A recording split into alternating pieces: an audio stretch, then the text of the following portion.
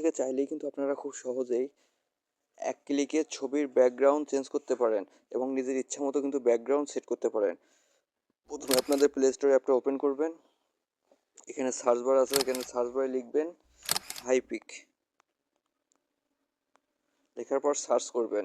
Already আমার ফোনে install করা আছে, তাই আমি ইনস্টল করতেছি না। যাদের ফোনে ইনস্টল করেনি তারা এখান থেকে ইনস্টল করবেন। তারপর এখান থেকে ওপেনে ট্যাপ করলাম।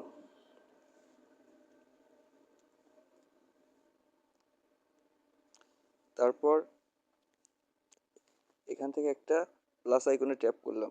ট্যাপ করার পর এখানে একটা ছবি আমি নিজের ইচ্ছে মতো ব্যাকগ্রাউন্ড দিতে চাই, তার জন্য এখানে ছবি একটা অ্যাড করলাম। তারপর অ্যাডজাস্টে ট্যাপ করবেন, ক্রপে ট্যাপ করবেন।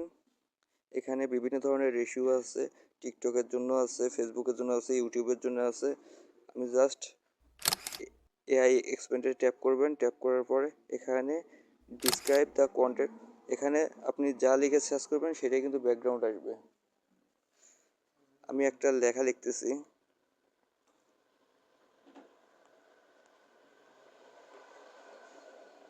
বিউটিফুল ফ্লোয়ার অ্যান্ড স্কাই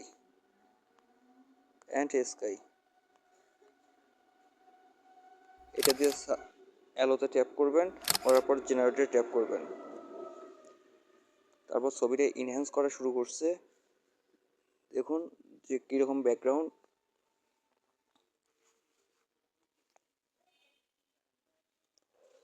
একটু অপেক্ষা করুন।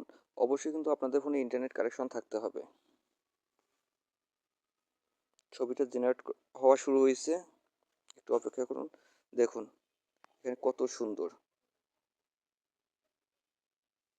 আপনারা এখানে 3টা ছবি দিছে, যে কোনো একটা সিলেক্ট করে পছন্দ মতো রাখতে পারেন। জাস্ট আমার এই ছবিটাই ভালো লাগলো। আমি অ্যাপ্লাই টিক দিলাম। দেওয়ার পরে এখানে টিক চিহ্নে ক্লিক করলাম।